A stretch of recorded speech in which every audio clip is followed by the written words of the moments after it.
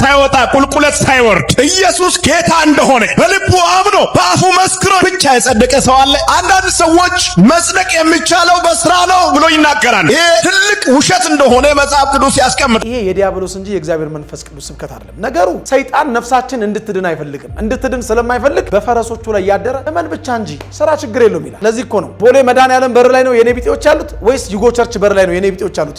ሂዱና እዩ። እምነትን ከታመናችሁ የአብርሃምን ጽድቅ በረከት ታገኛላችሁ። የሕግ ስራን ከታመናችሁ እርግማንን ታገኛላችሁ። ወዳጆቼ ሕግ ለምንድን ነው ማያጸድቀን? ሕግ እኛን ለማጽደቅ 100% ፍጹምነት ይፈልጋል።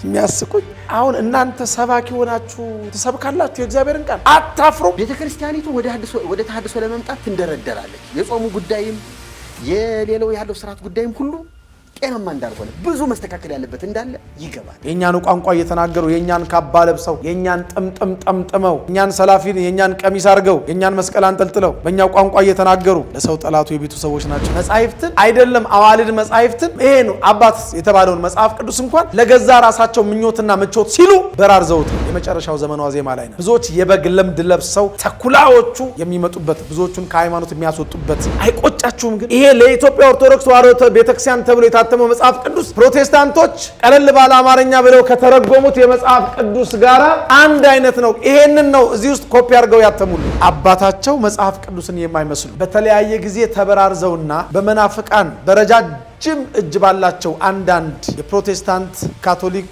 እምነት አራማጆች ቤታችን ውስጥ የገቡ ብዙ ቤተክርስቲያናችንን የማይወክሉ መጻሕፍት አሉ። ምናልባት የተለያየ ጥቅም ከመናፍቃን ወስዳችሁ ይሄን መጽሐፍ ቅዱስ ለኦርቶዶክሳዊት ተዋሕዶ ቤተክርስቲያን ያተማችሁ የጭቃ ላይ ሾኮች፣ የውስጥ አርበኞች፣ ቤተክርስቲያንን አሳልፋችሁ ለመናፍቃን መስጠት የፈለጋችሁ ውሸተኞች ወንድሞች፣ በዚህ ቃል ብዙ ጊዜ ጉንጭ አልፋ ክርክሮች ተከናውነዋል። ብዙ ምእመናን ከኢትዮጵያ ኦርቶዶክሳዊት ተዋሕዶ ቤተክርስቲያን ለመውጣታቸው ምክንያት ሆኗቸዋል። እንደ ሙሴ ያለ ሙሴ ይስጠን እግዚአብሔር። እነሱን ከምታጠፋ እኔን ከጻፍከው ከሕይወት መጽሐፍ አጥፋ የሚል ስለ ሕዝቡ የሚገደው የክርስቶስ ሰላም ለሀገራችን ቸርነቱ ለሕዝባችን ይሁን። እንደምሰንብታችኋል። ይህ ደረጀ ዘወይንዬ ሚዲያ ነው። በሚዲያችን ሀገራዊ፣ ታሪካዊ፣ ሃይማኖታዊ፣ ባህላዊ፣ ወቅታዊ ጉዳዮችና ሌሎችም ይቀርባሉ። አብራችሁን በመሆናችሁ ታተርፋላችሁ። ለሌሎች በማካፈል ቤተሰባዊነትን ያጠናክሩ። መልካም ቆይታ ይሁንላችሁ። በስመ አብ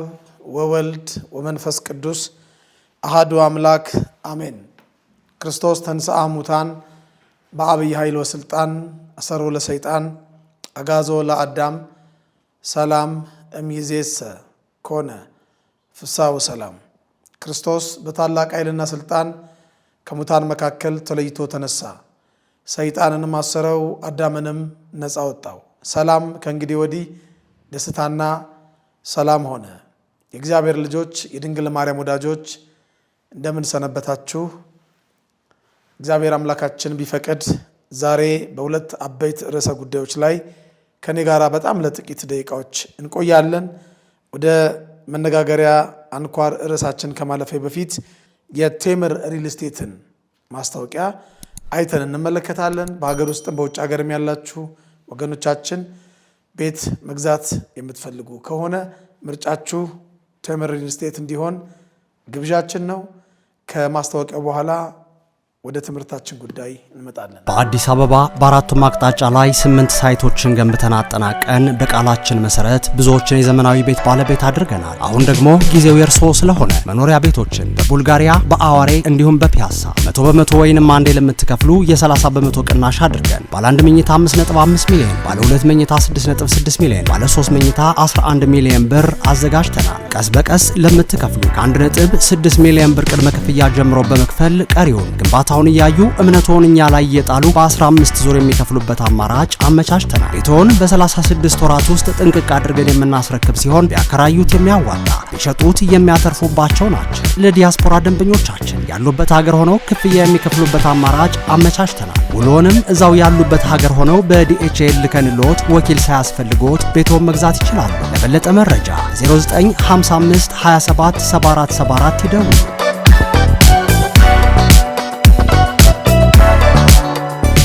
እንግዲህ ዛሬ የመጀመሪያው ርዕሳችን ባለፈው ቃል እንደገባሁላችሁ ብዙ ቤተክርስቲያናችን ላይ አፋቸውን የሚያላቅቁ በቤተክርስቲያን አዋልድ መጻሕፍት ላይ ሌባ ላመሉ ዳቦ ይልሳል ይላሉ አባቶቻችን።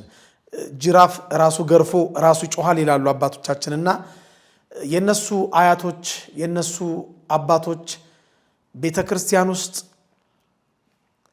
አስርገው ያስገቧቸውን አንዳንድ የስህተት መጻሕፍትን በመበራረዝ እነሱን በመጥቀስ አንዳንድ የዋህ ምእመናንን የናንተ ቤተክርስቲያን ያው እንዲህ አይነት እምነት ነው ያላት እንዲህ አይነት የተጻፈ የስህተት ትምህርት ነው የምታስተምረው በማለት ብዙዎቹን የዋሃን ምእመናንን ከሃይማኖት አስወጥተዋቸዋል። ከኦርቶዶክሳዊ ቅድስት ቤተክርስቲያን ጉረኖ ለይተዋቸዋል። ጥቂት አይደሉም፣ ብዙዎች ናቸው። ገድላትን አዋልድ መጻሕፍትን በመጥቀስ ብዙዎች ከሃይማኖት ወጥተዋል። መጻሕፍት መበራረዝ የጀመሩት በነገራችን ላይ አባቶቻችን ውሃን ከጥሩ ነገርን ከስሩ እንዲሉ እኛም መጻሕፍት መበራረዝ የጀመሩት አጼ ሱስንዮስ ዘመነ መንግስት ላይ ነው። ታሪክ እንደሚነግረን በአጼ ሱስንዮስ ዘመነ መንግስት ብሔራዊ ሃይማኖት ካቶሊክ ይሁን ተብሎ አዋጅ ታውጆ ከ7 እስከ 8 ሺህ ነፍሳት ነው በሰማዕትነት ያለፉትና ያረፉት። እነዚህ ከ7 እስከ 8 ሺህ የሚደርሱ ኦርቶዶክሳውያን ሰማዕታት ሃይማኖት አንዲት ናት፣ ኦርቶዶክስ ትርከስ ካቶሊክ ትቀደስ ተብሎ በንጉሱ አዋጅ በታወጀ ጊዜ ካቶሊክ ትርከስ ኦርቶዶክስ ትቀደስ ብለው ብሔራዊ ሃይማኖት ኦርቶዶክስ እንጂ ካቶሊክ አትሆንም ብለው በሰማዕትነት መስክረው አልፈዋል። ስለዚህ የኢትዮጵያ ኦርቶዶክሳዊ ተዋሕዶ ቤተክርስቲያን ልጆች በሃይማኖታቸው ቆራጥ መሆናቸውን የተመለከቱት ሮማውያን የካቶሊክ አባቶችና እንዲሁም በአጼ ሱስንዮስ ጊዜ የነበሩት የኛው ሰዎች መጻሕፍትን መበራረዝ ጀመሩ።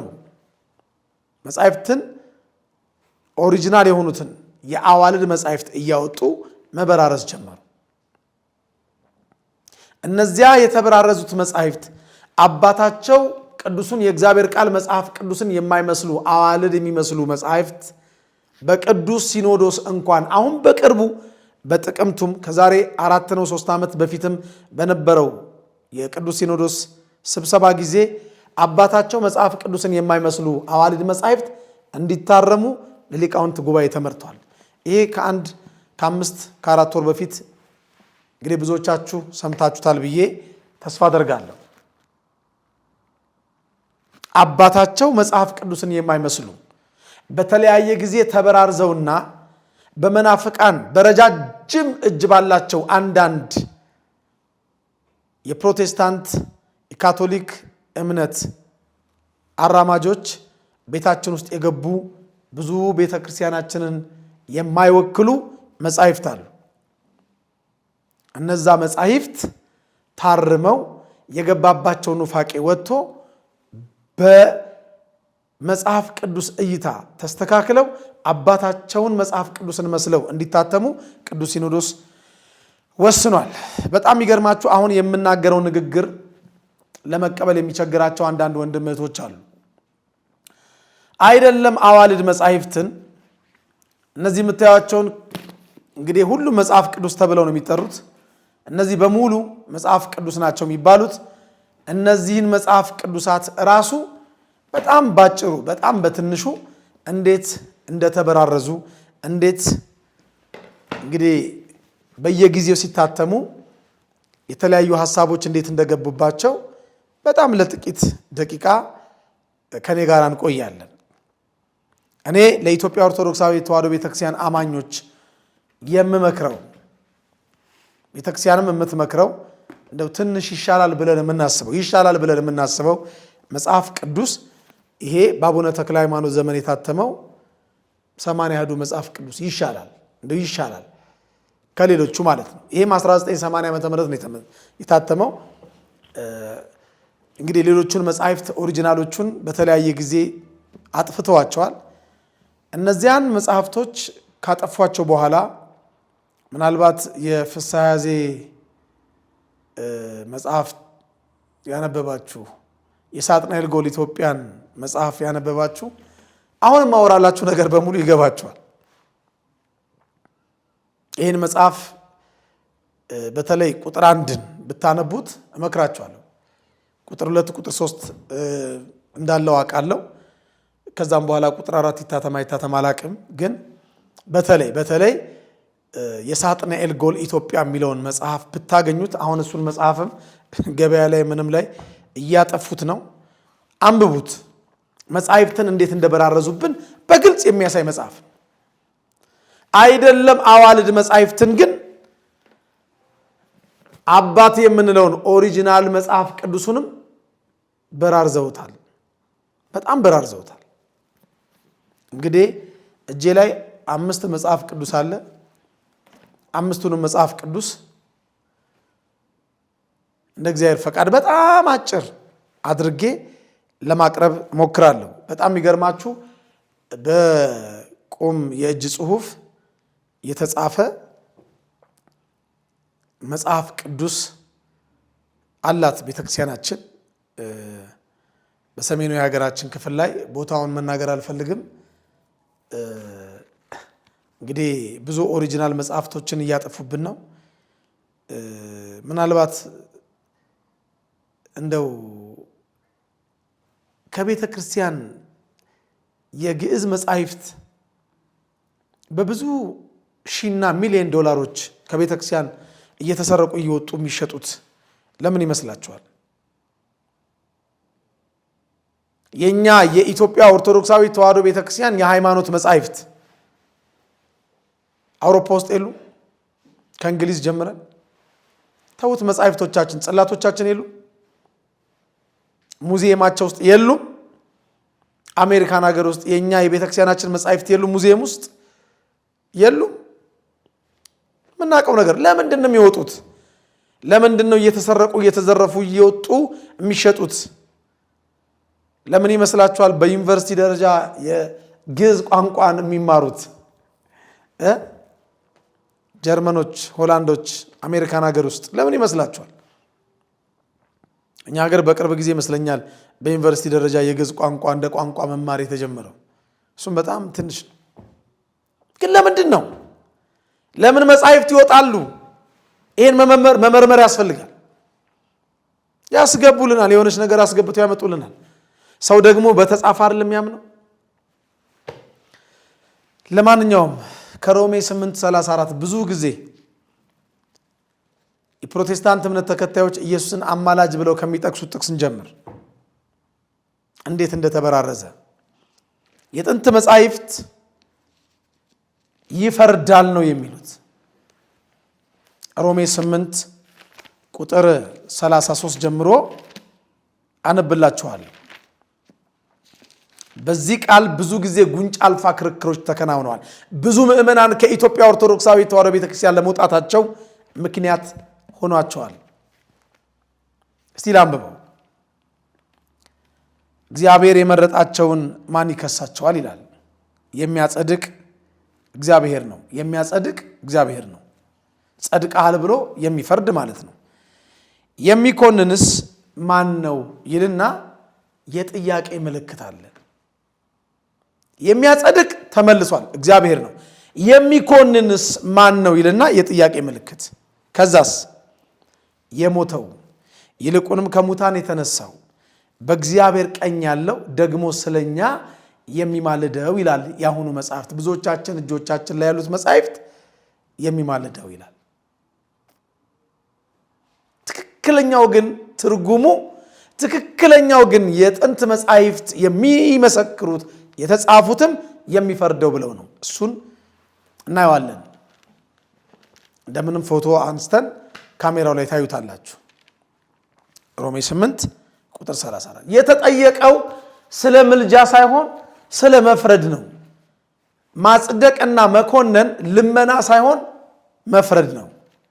አይምሮ ትክክል የሚሰራ ሰው እንኳን መንፈሳዊ ነኝ የሚል ሰባኪ ይቅርና የእግዚአብሔርን ቃል እሰብካለሁ የሚል የእግዚአብሔር አገልጋይ ይቅርና ማንኛውም ተራ የኢትዮጵያ ኦርቶዶክሳዊ ተዋሕዶ ቤተክርስቲያን ወይም የፕሮቴስታንት ወይም የካቶሊክ ወይም በክርስትናው ሰርክል ዙሪያ ውስጥ የሌላ እምነት ተከታይ እንኳን የሆነ ሰው አንብቦ መረዳት የሚችለው ቃል ነው። የተጠየቀው የሚኮንን ማን ነው ነው። ለምሳሌ አንድን ሰው ዛሬ ምሳ የሚጋብዘኝ ማን ነው ብሎ ቢጠይቅ ጥያቄ ነው። ዛሬ ምሳ ማን ነው የሚጋብዘኝ ብሎ ከጓደኞቹ መካከል አንዱን ቢጠይቅ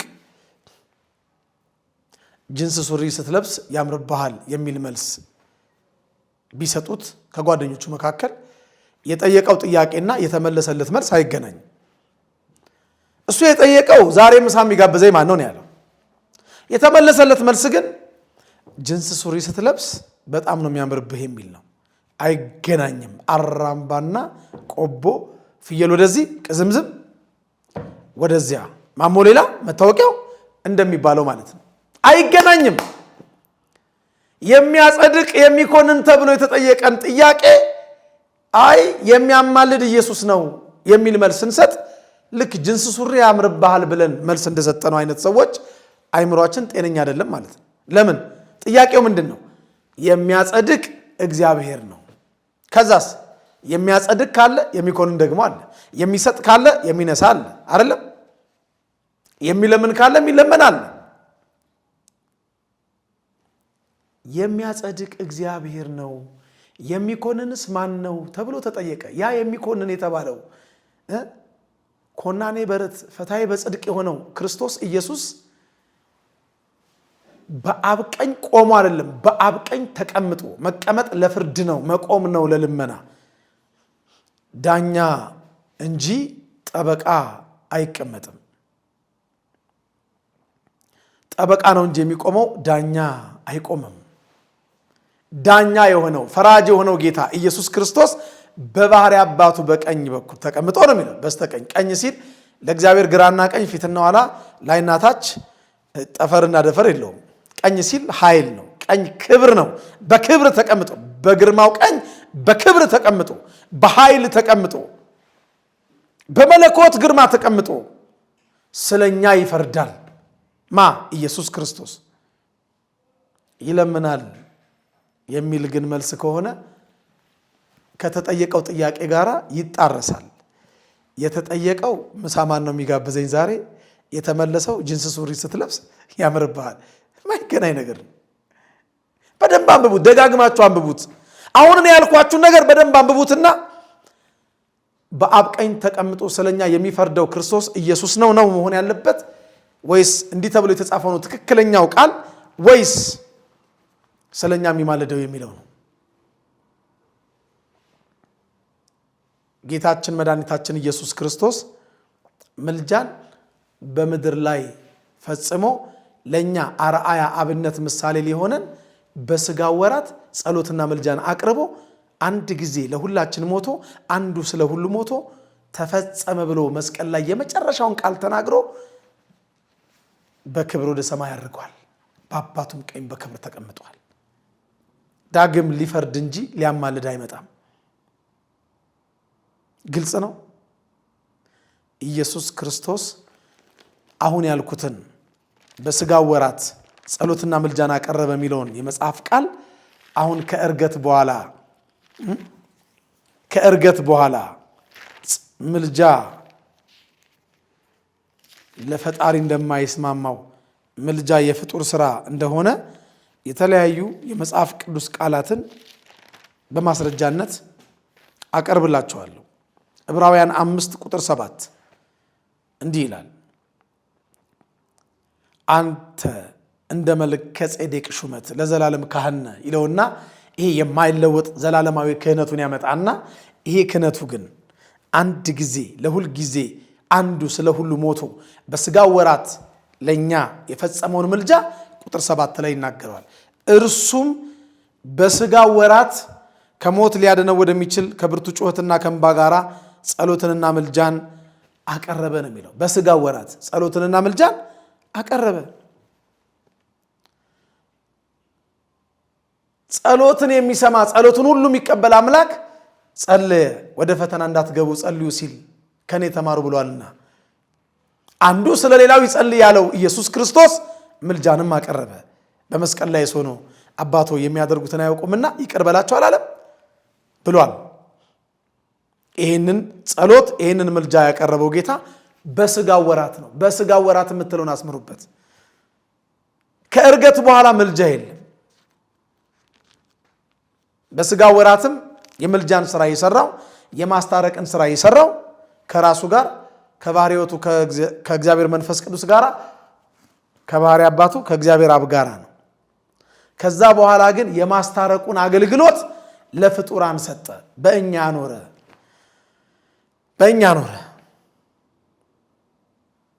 ፍርድን ሁሉ ለወልድ ሰጠው እንጂ አብ በአንድ ሰው እንኳን አይፈርድም ይላል እግዚአብሔር ቃል። ፈራጅ ነው እንጂ ኢየሱስ አማላጅ አይደለም። ከተበራረዙት የመጽሐፍ ቅዱስ አንኳር ዋና ክፍሎች ውስጥ አንዱ ይሄ ነው። ቅዱስ ዮሐንስ በወንጌሉ ላይ ፍርድን ሁሉ ለወልድ ሰጠው እንጂ አብ በአንድ ሰውስ እንኳ አይፈርድም ይላል። የዮሐንስ ወንጌል ምዕራፍ 5 ቁጥር 23 ላይ መመልከት ይቻላል። አንበዋለሁ። ሰዎች ሁሉ አብን እንደሚያከብሩት ወልድን ያከብሩት ዘንድ ፍርድን ሁሉ ፈራጅነትን ሁሉ ለወልድ ሰጠው እንጂ አብ በአንድ ሰውስ እንኳ አይፈርድም ይላል። ወልድ ፈራጅ ነው። ምንድነው አልኳችሁ? አማላጅ ሳይሆን ፈራጅ ነው። ይሄንን ቅዱስ ጳውሎስ ለተማሪው ለጢሞቴዎስም ሲጽፍ እንዲህ ነበር ያለው፣ ሩጫውን ጨርሻለሁ፣ ሃይማኖትን ጠብቄያለሁ፣ ከዛስ ወደፊት የጽድቅ አክሊል ተዘጋጅቶልኛል ካለ በኋላ ይህንንም ጻድቅ ፈራጅ የሆነው ጌታ አማላጅ የሆነው ጌታ አላለም። ጻድቅ ፈራጅ የሆነው ጌታ ያን ቀን ያስረክባል። አማላጅ የሆነው ጌታ ያን ቀን ያስረክባል አላለም። ፈራጅ የሆነው ጌታ ሁለተኛ ጢሞቴዎስ ምዕራፍ 4 ቁጥር 7 ላይ የተጻፈ የእግዚአብሔር ቃል። በጣም የሚገርማችሁ እሱ በምድር ላይ ከእኔ ተማሩ ብሎ ጾሞ ጹሙ፣ ጸልዮ ወደ ፈተና እንዳትገቡ ጸልዩ እንዳለ ሁሉ የምልጃንም የማስታረቅንም ስራ ሰርቶ የማስታረቁን ቃል በእኛ እንዳኖረ ቅዱስ ጳውሎስ እንዲህ ብሎ ጽፎልናል። ሁለተኛ ቆሮንቶስ ምዕራፍ 5 ቁጥር 18-17 ጀምሮ እመለከተዋለሁ። እንዲህ ይላል፣ ላንብብላችሁ። ስለዚህ ማንም በክርስቶስ ቢሆን አዲስ ፍጥረት ነው፣ አሮጌው ነገር አልፏል፣ እነሆ ሁሉም አዲስ ሆኗል። ነገር ግን የሆነ ሁሉ በክርስቶስ ከራሱ ጋር ካስታረቀን የማስታረቅም አገልግሎት ከሰጠን ከእግዚአብሔር ነው። እግዚአብሔር በክርስቶስ ሆኖ ዓለሙን ያስታርቅ ነበርና በደላቸውንም አይቆጥርባቸውም ነበር ካለ በኋላ በእኛም የማስታረቅ ቃል አኖረ። በእኛ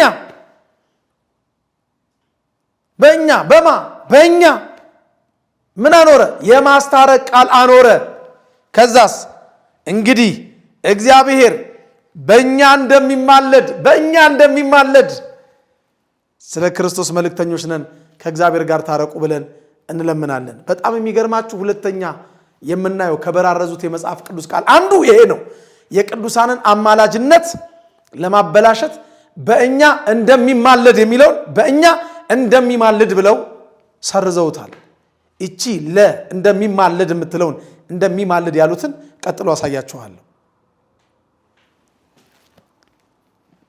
ካሜራው በደንብ አድርጎ ፎቶ አንስቶ ከዚች ከትንሿ መጽሐፍ ጀምሮ እንዳለ አሳያችኋለሁ። እዚህም ላይ ለን ፊደል ል አድርገው አድምቀው በርዘውታል። በደንብ ካሜራውን አቅርቦ ፎቶ አንስቶ እናንተም በቤታችሁ ውስጥ በተለይ 66ቱ መጽሐፍ ቅዱስ ያላችሁ ለመረጃ እንደው በቸሩ መድኃኔዓለም ስም ይዣችኋለሁ። ይህንን ቃል ዛሬ ቤታችሁ ይህንን ነገር ከሰማችሁ በኋላ እቤታችሁ ያለውን የአማርኛ መጽሐፍ ቅዱስ የስልካችሁን አላልኩም፣ እቤታችሁ ያለውን መጽሐፍ ቅዱስ ሁለተኛ ቆሮንቶስ ምዕራፍ 5 ቁጥር 20 ላይ ያለውን ቃል ታዩታላችሁ። እንደሚማለድ የሚለውን እንደሚማልድ ል አድርገው በደንብ ታስታውቃለች። ል ደምቃለች። እቺን ፊደል ታዩታላችሁ። እዚች ትንሿ ላይም አለች፣ አሳያችኋለሁ በደንብ አድርጌ። ያው ይሄኛውን መጽሐፍ ቅዱሳውን ሁለተኛ ቆሮንቶስ ምዕራፍ 5 ቁጥር 20 ባወጣው እዚህኛው መጽሐፍ ቅዱስ ላይ ል ፊደል ደምቃለች፣ ሁለቱም ላይ ማለት ነው። በራርዘውታል ያልኳችሁ ይሄንን ነው። መጻሕፍትን አይደለም አዋልድ መጻሕፍትን ይሄ ነው አባት የተባለውን መጽሐፍ ቅዱስ እንኳን ለገዛ ራሳቸው ምኞትና ምቾት ሲሉ በራርዘውታል። የመጨረሻው ዘመን ዋዜማ ላይ ነን። ብዙዎች የበግ ለምድ ለብሰው ተኩላዎቹ የሚመጡበት ብዙዎቹን ከሃይማኖት የሚያስወጡበት በጣም የሚገርማችሁ ነገር ልንገራችሁ። ጌታችን መድኃኒታችን ኢየሱስ ክርስቶስ ስለ ዓለም መጨረሻና ስለ ምልክቱ ንገረን ይህ መቼ ይሆናል ብለው የማቴዎስ ወንጌል ምዕራፍ 24 ቁጥር 3 ላይ ሲጠይቁት ጌታን የመጀመሪያው የነገራቸው ማንም እንዳያስታችሁ ተጠንቀቁ የሚል ቃል። ማንም እንዳያስታችሁ ተጠንቀቁ። ብዙዎች እኔ ክርስቶስ ነኝ እያሉ በስሜ ይመጣሉና ብዙዎቹንም ያስታሉ። አስቀድሞ ተነግሮናል። ከሚያስቱበት መንገድ አንዱ መጻሕፍትን እየበራረዙ የእነሱን ፍላጎትና ዓላማ የሚያሳካላቸውን ትርጉም ያለውን ቃል ማስገባት፣ የሚፈርደው የሚለውን የሚማልደው፣ እንደሚማለድ የሚለውን እንደሚማልድ እንዳለ አስገብተውበታል። ከዚህ ሁለተኛ ቆሮንቶስ ምዕራፍ 5 ቁጥር 20 ላይ ሳንወጣ በጣም የሚገርማችሁ ሌላ ቀለል ባለ አማርኛ ብለው የተረጎሙት መጽሐፍ አለ። ይሄ ቀለል ባለ አማርኛ የተተረጎመ ነው የሚለው። እንግዲህ ይህን ይዩት በደንብ ይውልኝ፣ በኋላ አቅርበን እናሳያቸው። ቀለል ባለ አማርኛ ጥሩ። አሁን ሁለተኛ ቆሮንቶስ ምዕራፍ 5 ቁጥር 20 አሁን የጠቀስኩላችሁ የመጽሐፍ ቅዱስ ክፍል ላይ ምን ብለው በርዘው አስገብተውታል? እንግዲህ የክርስቶስ መልእክተኞች ነን፣ ከክርስቶስ ጋር ታረቁ ብለን እንለምናለን ነው የሚለው።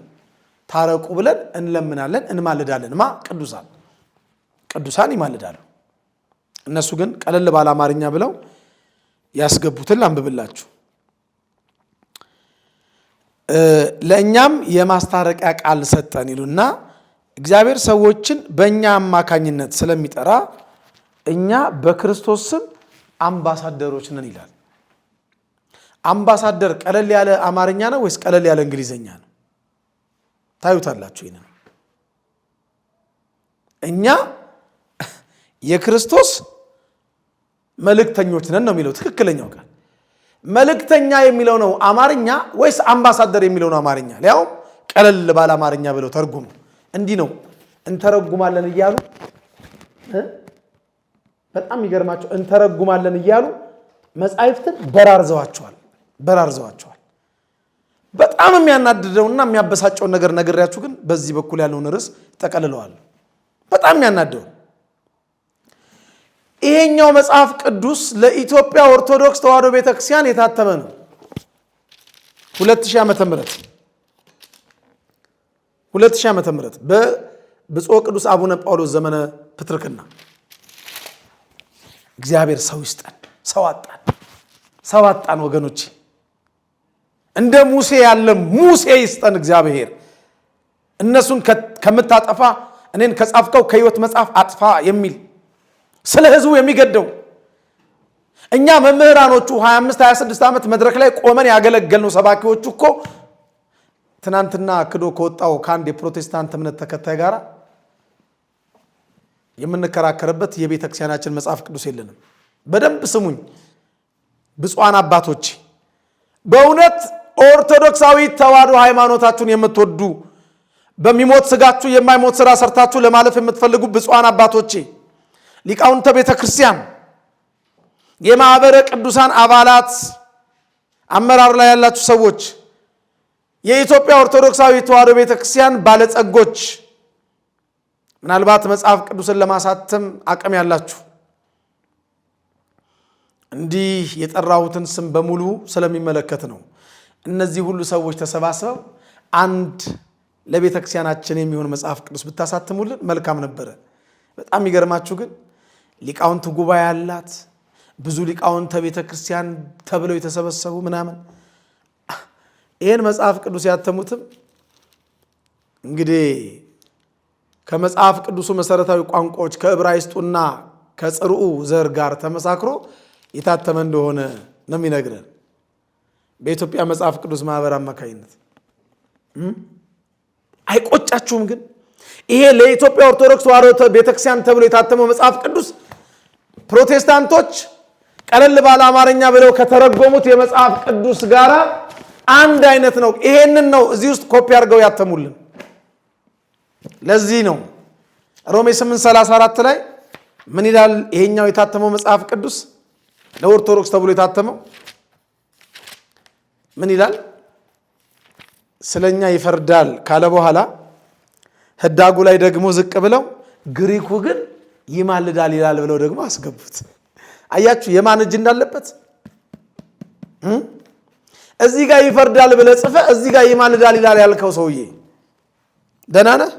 እንዴት ነህ? እኛ እኮ የ3 ዓመት ህፃን ልጆች አይደለንም። የበላህበትን ወጨት የምትሰብር ሊቃውንት ጉባኤ ላይ ያላችሁ በሙሉ ይሄን መጽሐፍ ያሳተማችሁ እግዚአብሔር ይበቀላችኋል። ግን የበቀል አምላክ ይነሳል። በቀል የኔ ነው እኔ ብድራቱን እመልሳለሁ ያለ አምላክ ይነሳል። ምናልባት የተለያየ ጥቅማ ጥቅም ከመናፍቃን ወስዳችሁ ይሄን መጽሐፍ ቅዱስ ለኦርቶዶክሳዊት ተዋሕዶ ቤተክርስቲያን ያተማችሁ የጭቃ ላይ ሾኮች፣ የውስጥ አርበኞች ቤተክርስቲያንን አሳልፋችሁ ለመናፍቃን መስጠት የፈለጋችሁ ውሸተኞች ወንድሞች ቅዱስ ጳውሎስ 2ኛ ቆሮንቶስ ምዕራፍ 11 ላይ በውሸተኞች ወንድሞች በኩል ፍርሃት ነበረብኝ ይላል። አሳያችኋለሁ መረጃው። በውሸተኞች ወንድሞች በኩል ፍርሃት ነበረብኝ። ዛሬም ቤተክርስቲያን እየታመሰች ያለችው በውሸተኞች ወንድሞች በኩል ነው።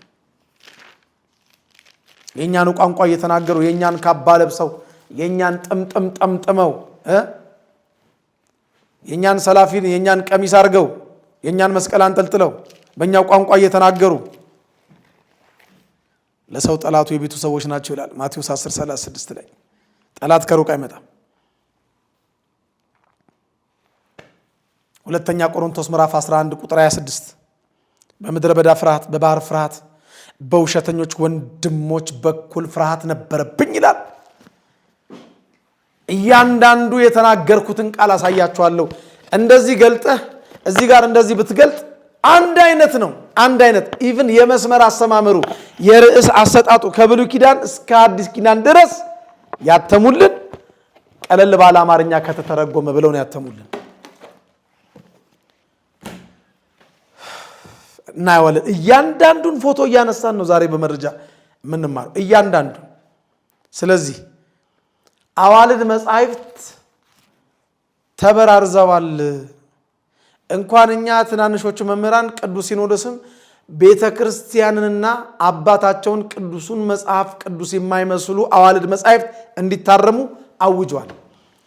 የተለያየ ግን ቲክቶክ ላይ ዩቲዩብ ላይ የኢትዮጵያ ኦርቶዶክሳዊ ተዋሕዶ ቤተክርስቲያንን ዳግም መስቀል ላይ ለመስቀል ቀድሞ መርጌታ ጽጌ ትባል ከነበርከው ሰው ጀምረ ማለት ነው። ሌሎችም የፈለጋችሁትን ያህል ቁጥር ሰብስባችሁ ወይም ተሰባስባችሁ ብቻዬን 0911 16 56 34 5000 ካሜራ ደቅናችሁ ከኔ ጋር መወያየት ከፈለጋችሁ በሕያው እግዚአብሔር ስም ነው ቃል ምገባላችሁ። ጥሩኝ፣ እመጣለሁ። የፈለጋችሁትን አዋልድ መጽሐፍት አምጡና ከዛ በኋላ ከኔ ጋር እንነጋገራለን። ችግር የለው። ሊቃውንተ ቤተክርስቲያን ምናምንም አያስፈልጓችሁ። እኔ በቂ ነኝ። እኔ በቃለሁ። እናንተ ተበራረዘ ያላችሁት አዋልድ መጻሕፍትን አይደለ አምጡና፣ ስለዚህ ስለተበራረዙ ትክክል አይደሉም አይደል? ጥሩ። ስለዚህ እዚህ ጋር ደግሞ የተበራረዙትን አሳያችሁና አሁን ለምእመናን ጭንቅላት ብዬ ጥቂት ነው ያሳየኋችሁ። ቢያንስ ከ8 ከ9 በላይ ማስረጃ አሳያችሁና ከ10 በላይ አሳያችሁና ከዛ በኋላ መጽሐፍ ቅዱስም ትክክል አይደለም ትሉ ይሆን? እሱን ያኔ እናያለን። በጣም ነፃ ሆኜ ነው የምነግራችሁ። በጣም በግልጽ ቋንቋ ነው የማወራላችሁ። ደውሉልኝ፣ አድራሻ ያለ በደንብ እንመካከራለን። ይሄ በዚህ ይብቃንና ዛሬ በሁለተኛ ደረጃ የምናየው ምናልባት ብዙ ጊዜ የተለያየ የፕሮቴስታንት እምነት ሰባኪዎች መዳን በእምነት ብቻ እንደሆነ ይሰብካሉ። እንግዲህ መጽሐፍ ቅዱስ እንደዛ አይልም። መዳን በእምነት ብቻ በሥራ እንደማይጸድቅ ከጥንት ጀምሮ ነው የሚሰብኩት። በተለይ አንድ ወንድማችን በቃ ሁሉ ጊዜ ባገኘው አጋጣሚ ሁሉ ቤተክርስቲያንንም እየነቀፈ መጾም፣ መስገድ፣ መጸለይ፣ መመጽወት አያጸድቅም። ለጽድቅ ወይም ለመጽደቅ ወይም ለመዳን የሚያስፈልገው አንድ ነገር ብቻ ነው፣ ማመን ብቻ ነው፣ በኢየሱስ ክርስቶስ ማመን ብቻ የሚል ስብከቶች ሲሰብክ በተደጋጋሚ ነው የምሰማው። ብዙም አልገረመኝም። መረጃውን አቀርብላችኋለሁ። በወንጌል ማመን የዘላለም ሕይወት ያስገኛል። ሰው በስራው የዘላለም ሕይወት አያገኝም። ሰው በስራው ጾሞ ጸልዮ ሰው ለድሃ ሰጥቶ ምጽዋት አውጥቶ ምንድነው ተዝካርና ምናምን አውጥቶ ሰው አይጸድቅም። በወንጌል ማመን የዘላለም ሕይወት ያስገኛል። ስራ የሌለው እምነት የሞተ ነው ይላል። ስራ የሌለው እምነት የሞተ ነው ይላል ያዕቆብ። አማኞችንና መልካም ስራን በተመለከተ ሲጽፍ እምነትና ስራን በተመለከተ ሲጽፍ እምነትን በሶስት መልኩ ነው የሚከፍለው። የመጀመሪያው የሞተ እምነት ነው። የሞተ እምነት ማለት ተግባርን በንግግር የተካ እምነት ነው። የሞተ እምነት ያላቸው ሰዎች የሚሉ ናቸው። የሚሉትን የማያውቁ አይደሉም፣ የሚሉትን የሚያውቁ ናቸው። እምነት አለኝ የሚል የሚናገር ነው። ቶክ ነው። ወክና ወርክ የሚባል ነገር የለውም። ከዛ ቀጠልና ያዕቆብ ሲናገር ምን ይላል? እምነቱ የሞተ ነው አለ። ከዛስ አጋንንት ያምናሉ አለ፣ ይንቀጠቀጡም አለ። ሁለተኛው የእምነት አይነት የአጋንንት እምነት ነው። የአጋንንት እምነት ከሞተ እምነት የሚለየው የአጋንንት እምነት ዕውቀት ብቻ ሳይሆን ስሜትንም ይጨምራል። እምነትን ከታመናችሁ የአብርሃምን ጽድቅ በረከት ታገኛላችሁ። የሕግ ስራን ከታመናችሁ እርግማንን ታገኛላችሁ። ወዳጆቼ ሕግ ለምንድን ነው ማያጸድቀን? ሕግ እኛን ለማጽደቅ 100% ፍጹምነት ይፈልጋል። እኛ ደግሞ 100% መስራት አንችልም። 100% መስራት ካልቻልን በሕግ አማካኝነት ለመጽደቅ የሚደረግ ሙከራ ሞኝነት ነው የሚሆነው። ሌላም እንደዚህ ወንድም 44 ቦታ በመሄድ 44 ታቦት በማምለክ ምናምን አይጸደቅም። ጾም ጸሎት አያጸድቅም። ስግደት አያጸድቅም። ምጽዋት አያጸድቅም። ሌላ የመዳኛ መንገድ የለም። የስብከተ ዋና ርዕስ በኢየሱስ ክርስቶስ በማመን የምንቀበለው ጽድቅ ይላል። ተራራ ሳይወጣ ቁልቁለት ሳይወርድ ኢየሱስ ጌታ እንደሆነ በልቡ አምኖ በአፉ መስክሮ ብቻ የጸደቀ ሰው አለ። አንዳንድ ሰዎች መጽደቅ የሚቻለው በስራ ነው ብሎ ይናገራል። ይህ ትልቅ ውሸት እንደሆነ መጽሐፍ ቅዱስ ያስቀምጣል። መዳን ያለው ጽድቅ ያለው የዘላለም ሕይወት የሚገኘው በኢየሱስ ክርስቶስ በማመን ብቻ ነው። በጣም የሚገርማችሁ ከሳቴ ብርሃን ሚዲያ ብለው ደግሞ አሁን ልክ እኛን መስለው ከኛ ቤት የወጡ ዲያቆናት የነበሩ ቀሳውስት የነበሩ ጭራሽ ነጠላ ለብሰው መዳን በእምነት ብቻ ነው እያሉ እየሰበኩ ነው። ቤተክርስቲያኒቱ ወደ ተሐድሶ ለመምጣት ትንደረደራለች። የጾሙ ጉዳይም የሌላው ያለው ስርዓት ጉዳይም ሁሉ ጤናማ እንዳልሆነ ብዙ መስተካከል ያለበት እንዳለ ይገባታል። በዚህ ዙሪያ ላይ መጽሐፍ ቅዱስ ምን ይላል? የሚዳኘን መጽሐፍ ቅዱስ ነው። እንደውም አንድ ወንድሜ የያዕቆብ መልእክት ምዕራፍ 2 ቁጥር 19 ጀምሮ የተጻፈው ቃል ብሎ የተረጎመው ትርጉም ያስቃቸዋል። በእምነትና በሥራ ነው ስለሚል ያዕቆብ ባንዴ ከገላትያ ፈግፍገው ሄደው የሚሸሸጉት የያዕቆብ መልእክት ላይ ነው። አረ ተሸሽገን አናቅምኛ፣ በግላጭ ነው የምናወራው። ሁለመናችን እንደ ጂፕ መኪና ግልጽ ነው አባትዬ፣ ሁሉ ነገራችን ግልጽ ነው። ለመዳን ቢያንስ ቤተክርስቲያን የምታስተምረውን መሰረታዊ ትምህርቶች መጽሐፍ ቅዱሳዊ ጥቅስ እየጠቀስኩ በማስረጃና በመረጃ አስደግፌ እነግራችኋለሁ። የሚሰማ ጆሮ ያለው ግን ይስማ። እዛኛውም ቤት እዚህኛውም ቤት የትኛውም የመጽሐፍ ቅዱስ አማኝ አሁን የምናገረውን ይስማኝ። ከሐዲስ ኪዳን ነው የማወራው። እያንዳንዱ ሰው ለመዳን ማመን አለበት። በኢየሱስ ክርስቶስ ማመን አለበት። በእግዚአብሔር ማመን አለበት። በእግዚአብሔር አብ፣ በእግዚአብሔር ወልድ፣ በእግዚአብሔር መንፈስ ቅዱስ ማመን አለበት። ሀለወተ እግዚአብሔርን የእግዚአብሔርን ህልውና እግዚአብሔር አለ ብሎ ማመን አለበት። እምነት ማለት መጀመሪያ ይሄ ነው። ይሄ ዓለም ፈጣሪ አስገኝ እኔንም ቢሆን ካለመኖር ወደ መኖር ያመጣኝ አምላክ አለ ብሎ ማመን አንድ። ሁለተኛ በአዳም በኩል የመጣውን መርገመ ሥጋ መርገመ ነፍስ በአዳም በኩል የመጣብኝን የዘላለም ሞት ወደ ዘላለም ሕይወት የቀየረልኝ ከጨለማ ሕይወት ወደ ብርሃን ሕይወት የለወጠኝ ከሲኦል ወደ ገነት ያሻገረኝ ኢየሱስ ክርስቶስ ነው፣ አምላኬ ነው፣ መድኃኒቴ ነው ብሎ ማመን አለበት። ያለ እምነት እግዚአብሔርን ደስ ማሰኘት አይቻልም። ዕብራውያን 11 ቁጥር 6 አዎ ማመን አለበት።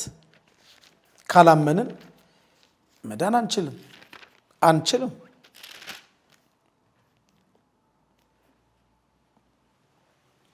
በእርሱ የሚያምን ሁሉ የዘላለም ሕይወት እንዲኖረው እንጂ እንዳይጠፋ እግዚአብሔር አንድያ ልጁን እስኪሰጥ ዓለሙን እንዲሁ ወዷልና በእርሱ በሚያምን አይፈረድበትም።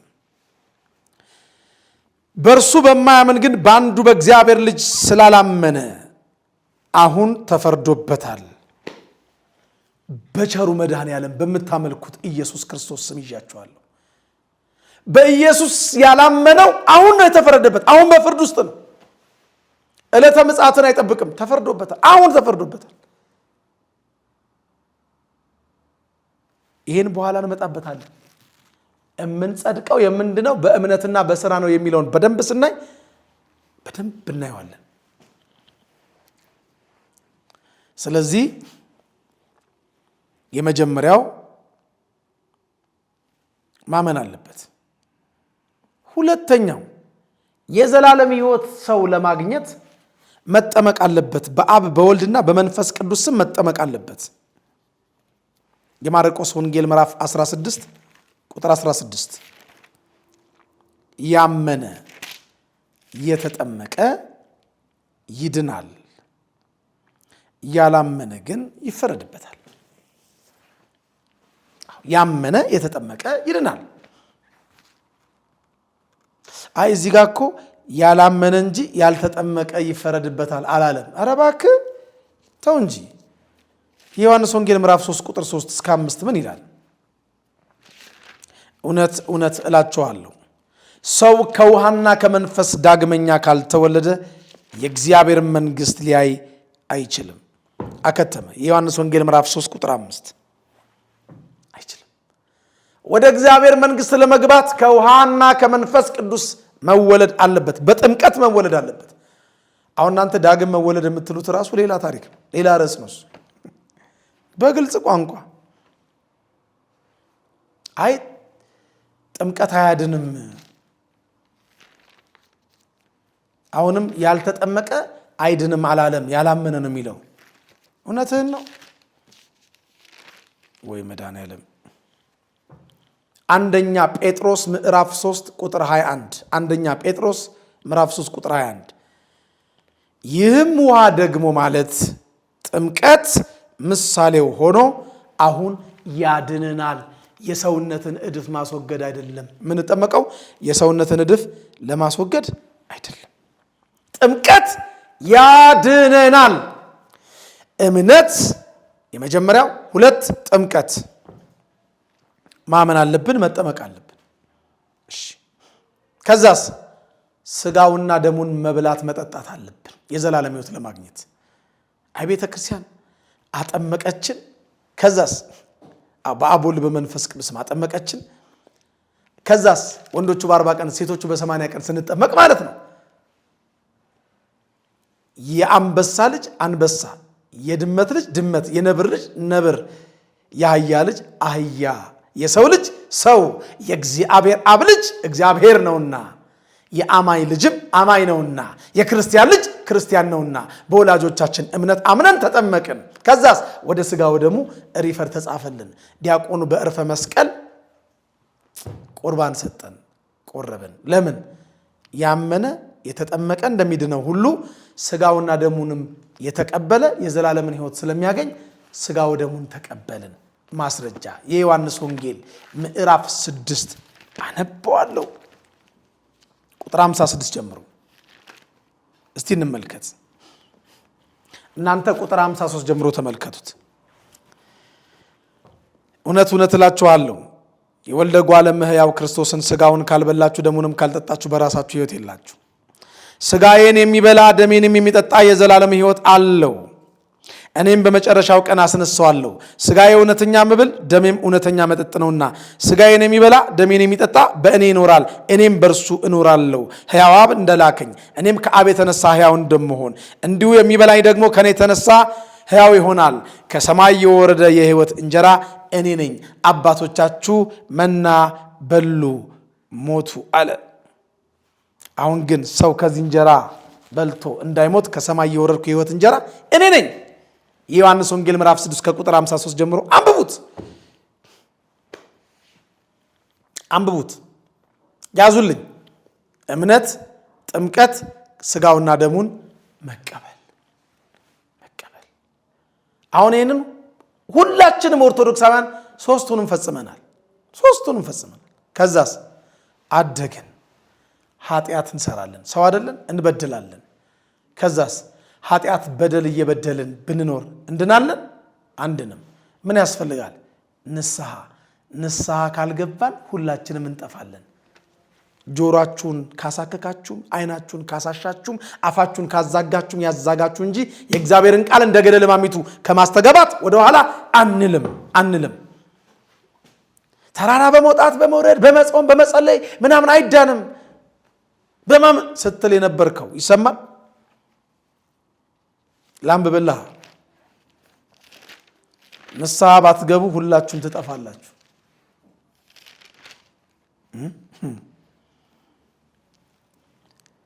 የሉቃስ ወንጌል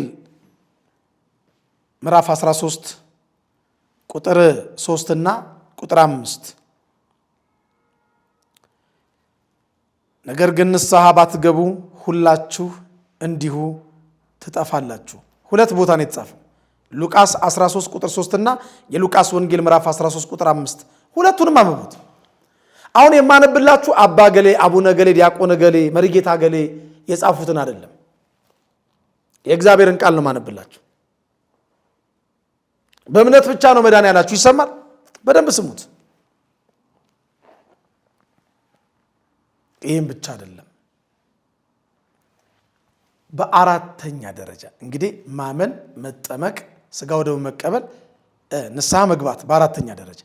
በአምስተኛ ደረጃ በጎ ስራ መስራት አለብን። መጾም ሊሆን ይችላል፣ መጸለይ ሊሆን ይችላል፣ መመጽወት ሊሆን ይችላል። በጎ የሆነውን አውቆ ለማያደርገው ኃጢአት ነው ይላል።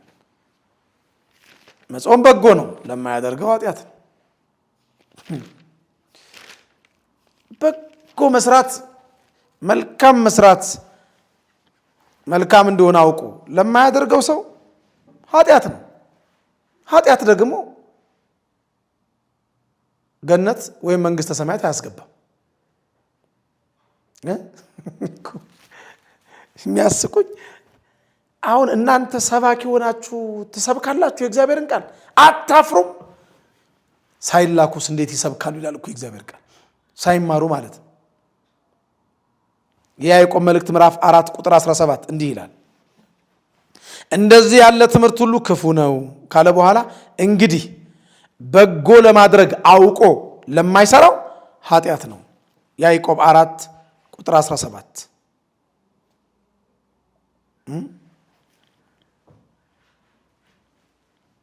በጎ ማድረግ አለብን።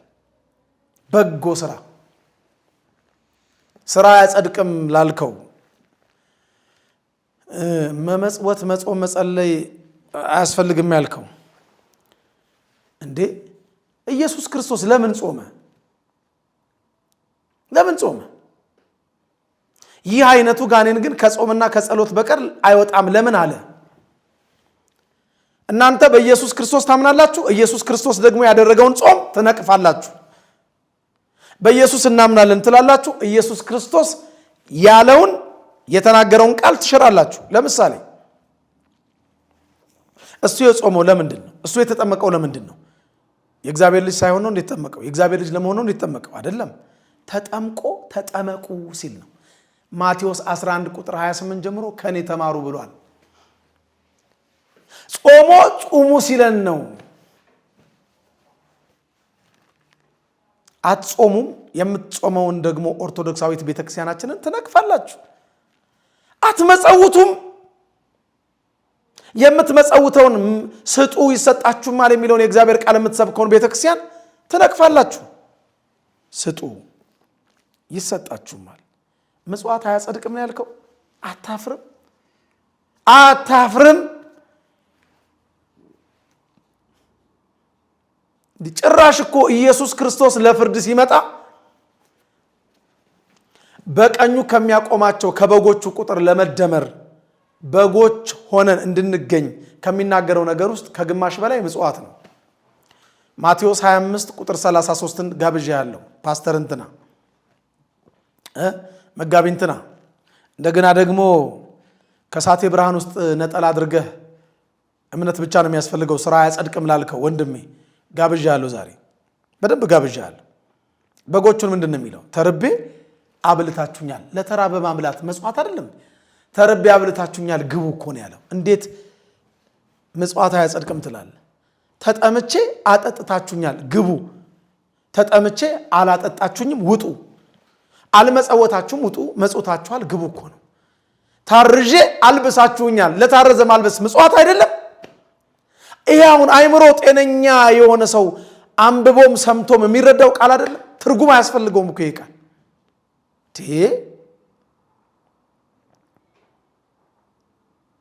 ወይ መድኃኔዓለም ክርስቶስ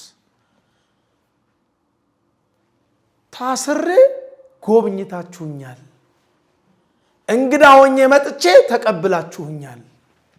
ምንድነው? ስራ አይደለም? ሲጀመር ክርስቶስ ሲመጣ እምነት ይጠይቃል እንዴ?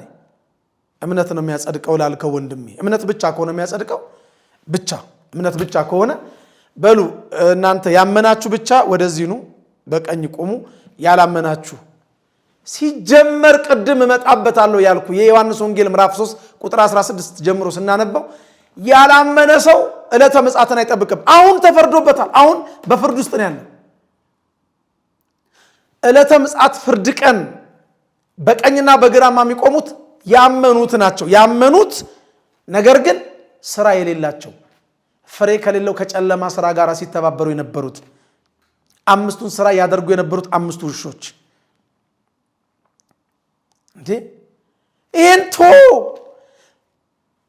ከንግግር የተነሳ እንደምትጸድቅ ከቃል የተነሳ እንደምትኮነን እኮ ነው የሚናገረው የእግዚአብሔር ቃል።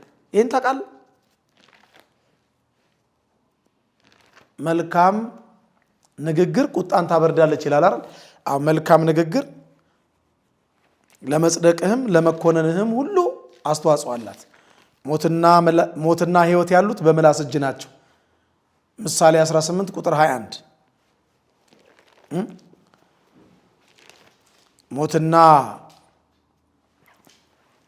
ሞትና ህይወት በምን እጅ ናቸው አልኩ? በምላስ እጅ ናቸው። መጽሐፈ ምሳሌ ምዕራፍ 18 ቁጥር 21 የማቴዎስ ወንጌል ምዕራፍ 12 ቁጥር 37 ስገልጠው ራሱ ላይ ወጣ ደስ ይላል። ሰዎች ስለሚናገሩት ስለ ከንቱ ነገር ሁሉ እናንተ ስለምትናገሩበት ስለ ከንቱ ነገር ሁሉ መልስ ትሰጡበታላችሁ። መቼ? በፍርድ ቀን። ከቃል የተነሳ ትጸድቃለህና ከቃልም የተነሳ ትኮነናለህ። እንሰርዘው ይሄን ቃል። ከቃል የተነሳ ትጸድቃለህ፣ ከቃል የተነሳ ትኮነናለህ። እንዴት ምጽዋት አያጸድቅም ትላለህ? ሁለተኛ ቆሮንቶስ ምዕራፍ 9 ቁጥር 9 ላይ ምንድን ነው የሚለው? በተነ፣ ሰጠ፣ በተነ፣ ለምስኪኖች ለድሆች ሰጠ፣ ጽድቁ ለዘላለም ይኖራል እኮ ነው የሚለው። ያው ጽድቁ ለዘላለም ይኖራል። ሁለተኛ ቆሮንቶስ ምዕራፍ 9 ቁጥር 9 ጀምሮ መመልከት ይቻላል። ምጽዋት አያጸድቅም። እንግዲህ መጽሐፉን የሚለው የያዕቆብ መልእክትን ከገላትያ ዞረን ሮጠን ሄደን አይደለምኛ በሕግ ሥራ አትጸድቁም የሚለው ቃል ወገኔ በደንብ አዳምጡኝ። ቅዱስ ጳውሎስ ይህን ቃል ለሮሜም ለገላትያ ምዕመናንም የጻፈው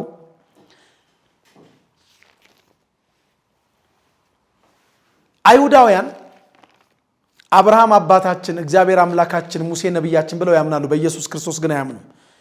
እጃቸው እስኪቀላ ይታጠባሉ በሕግ ሥራ እንደሚጸድቁ። ሕግን ሊፈጽም እንጂ ሊሽር ያልመጣውን ጌታ ግን አልተቀበሉትም። ወደ ገዛ ወገኖቹ መጣ፣ የገዛ ወገኖቹ ግን አልተቀበሉትም። የገዛ ወገኖቹ እስራኤላውያን ያልተቀበሉትን ክርስቶስን ሰቅለው ነው የገደሉት። በእርሱ ካላመናችሁ የዘላለም ሕይወት የላችሁም። እሱ ነው የዘላለም ሕይወት የሰጠን በመስቀል ላይ ሞቶ ስጋውን ቆርሶ ደሙን አፍሶ። ስለዚህ በሕግ እንድናለን አትበሉ ያለው ሕጉ ፍጹም ሊያጸድቀን ስላልቻለ እንጂ ሕጉ ተሽሯል፣ ሕግ አያስፈልግም እንደናንተ ሊል አይደለም። ሕግን እንሻርን መገረዝ እንጂ መጠመቅ አያስፈልግም ለሚሉት፣ በሕግ ሥራ እንጸድቃለን ለሚሉቱ የተናገረው ቃል ነው። ሮሜ 3 ቁጥር 31 የመጨረሻው ቃሌ ነው። ሕግን በእምነት እንሽራለን አለ። የጥያቄ ምልክት አይደለም፣ ሕግን እናጸናለን እንጂ። ሕግና መጻሕፍትን ሊሽር አልመጣም። ሕግን እናጸናለን እንጂ ሕግን አንሽርም። የሚጸደቀው በእምነትና በሥራ ነው። መቶ ጥቅስ ከዚህ በኋላ ልጠቅስልህ እችላለሁ። 100 ጥቅስ ራሱ ኢየሱስ ክርስቶስ የዘላለም ሕይወት እንዳገኝ ምን ላድርግ ብሎ የጠየቀውን ሰው ምንድን ነው ያለው? ትእዛዛትን ጠብቅ እኮ ነው ያለው አይደለም? እናንተ ከጌታ ትበልጣላችሁ።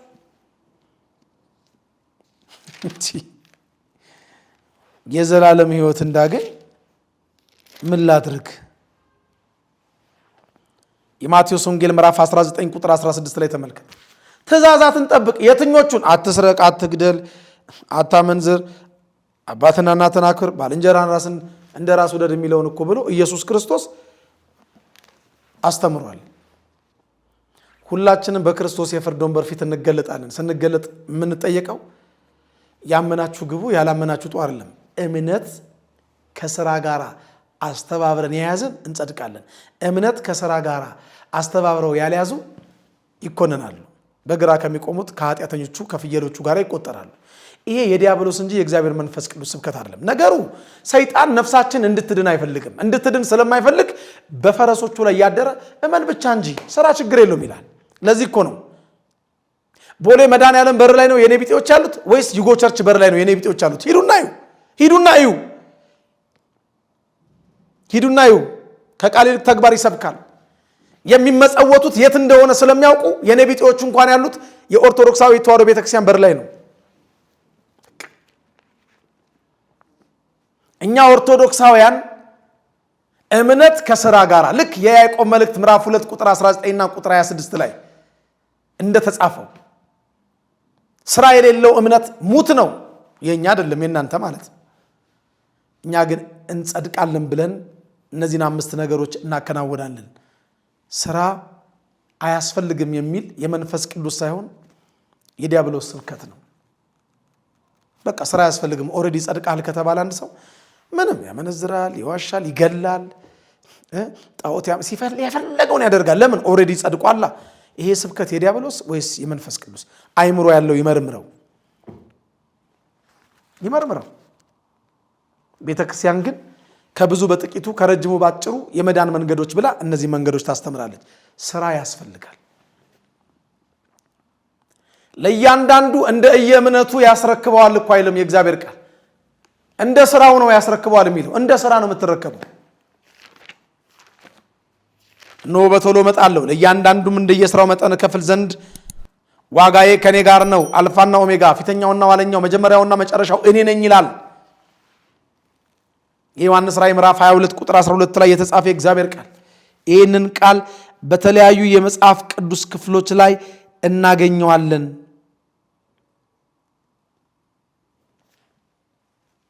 ያለ ስራ ድህነት የለም። ለእያንዳንዱ እንደየስራው ነው የሚያስረክበው። እንደየእምነቱ የተባለ የለም። ነቅደዶ ይህን ቃል እንግዲህ ቅደዱት እንዳትሉን።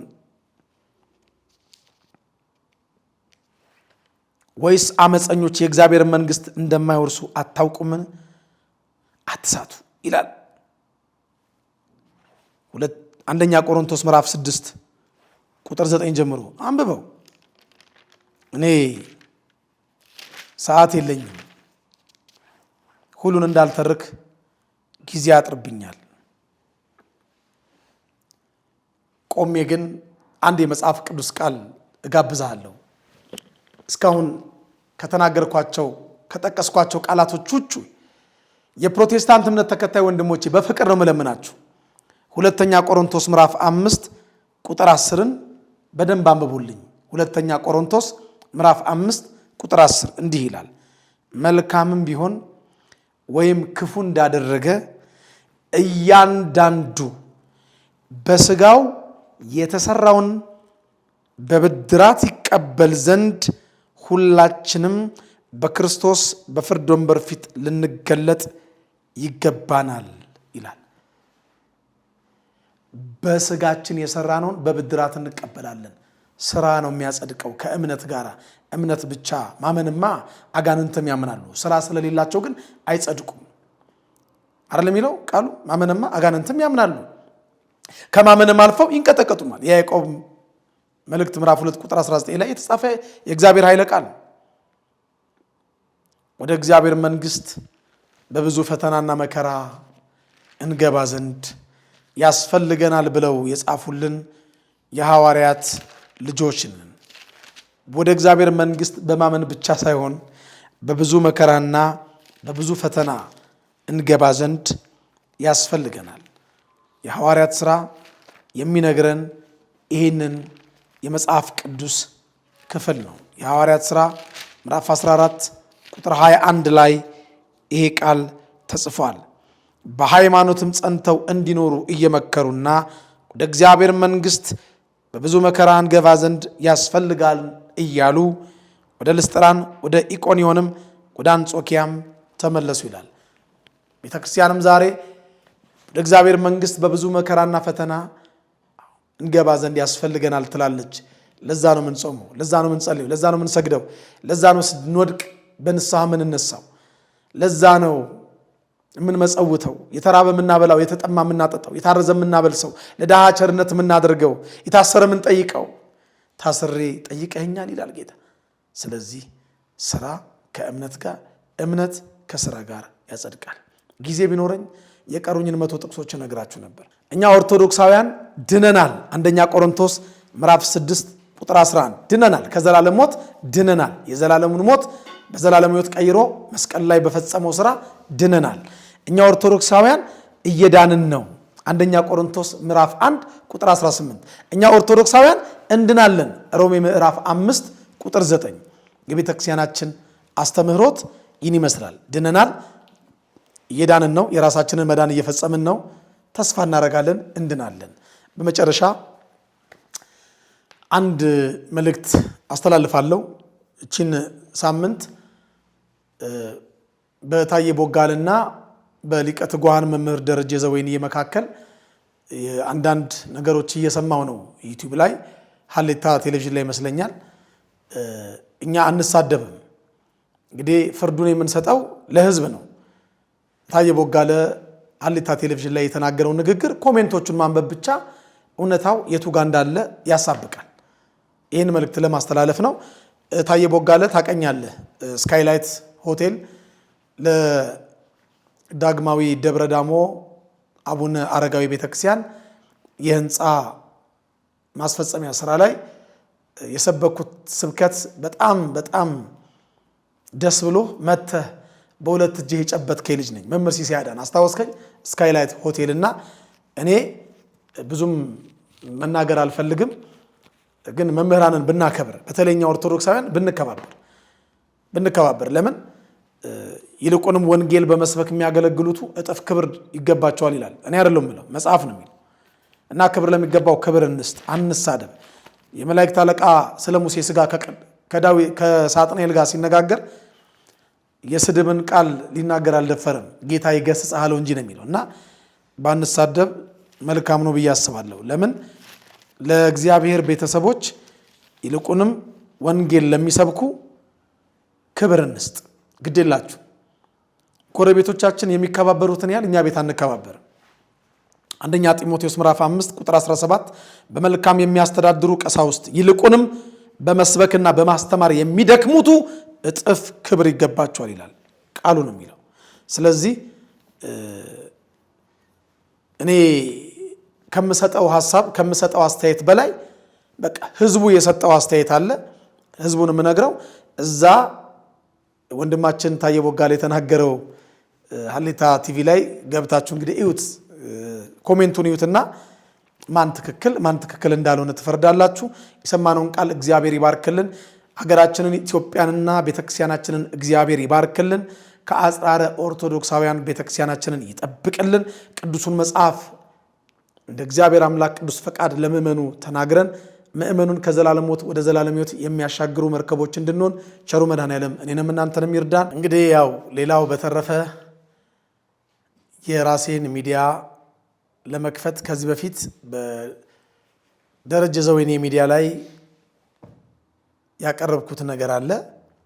በውጭ ሀገር ለምትገኙ ወንድሞቼ እህቶቼ የራሴን ስቱዲዮ ተከራይቼ የራሴ ሚዲያ ከፍቼ ቅድስት ቤተክርስቲያኔን ለሌላ ሰው መታሰር ምክንያት ሳልሆን በደንብ አድርጌ ራሴን ችዬ እንዳገለግል የስቱዲዮ ማቴሪያል ማሟያ፣ ኪራይም፣ ካሜራ መግዣም ሌሎችም የኮምፒውተሮች መግዣ ለሚሆን ጎፈንድሚ ተከፍቶልኛል። በቀን ወንድሞቼ ተከፍቶልኛል። ያን የጎፈንድሚ አድራሻ እለጥፋለሁ። ስልኬም 0911 165634 ነው። ብዙ ወንድሞቼ ብዙ እህቶቼ ተስፋ ሰጥታችሁኛል፣ ይረዳችሁኝም አላችሁ ከተለያየ ሀገራት። እግዚአብሔር አምላካችን የቤተክርስቲያናችን አምላክ ዘራችሁን ይባርክልኝ። በጣም ነው የማመሰግነው። እግዚአብሔር ያክብርልኝ። በቅርቡ ደግሞ ሲሳይ አዳነ ወይም መምህር ሲሳይ አዳነ ሚዲያ በሚል መጣለው። ወሰባት ለእግዚአብሔር። በአዲስ አበባ በአራቱም አቅጣጫ ላይ 8 ሳይቶችን ገንብተን አጠናቀን በቃላችን መሰረት ብዙዎችን የዘመናዊ ቤት ባለቤት አድርገናል። አሁን ደግሞ ጊዜው የእርስዎ ስለሆነ መኖሪያ ቤቶችን በቡልጋሪያ በአዋሬ እንዲሁም በፒያሳ 100% ወይንም አንዴ ለምትከፍሉ የ30% ቅናሽ አድርገን ባለ 1 መኝታ 5.5 ሚሊዮን፣ ባለ 2 መኝታ 6.6 ሚሊዮን፣ ባለ 3 መኝታ 11 ሚሊዮን ብር አዘጋጅተናል። ቀስ በቀስ ለምትከፍሉ ከ1.6 ሚሊዮን ብር ቅድመ ክፍያ ጀምሮ በመክፈል ቀሪውን ግንባታውን እያዩ እምነቶን እኛ ላይ እየጣሉ በ15 ዙር የሚከፍሉበት አማራጭ አመቻችተናል። ቤቶን በ36 ወራት ውስጥ ጥንቅቅ አድርገን የምናስረክብ ሲሆን ቢያከራዩት የሚያዋጣ ቢሸጡት የሚያተርፉባቸው ናቸው። ለዲያስፖራ ደንበኞቻችን ያሉበት ሀገር ሆነው ክፍያ የሚከፍሉበት አማራጭ አመቻችተናል። ውሎንም እዛው ያሉበት ሀገር ሆነው በዲኤችኤል ልከንልዎት ወኪል ሳያስፈልግዎት ቤቶን መግዛት ይችላሉ። ለበለጠ መረጃ 0955 27 7474 ይደውሉ።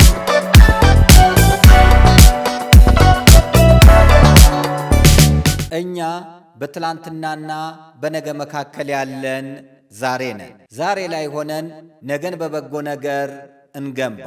ነገ አዲስ ቀን ነው፣ ቀኑም ደግሞ ደስ ይላል። ደረጀ ዘወይንዬ ሚዲያ፣ ኢትዮጵያዊ ማንነት።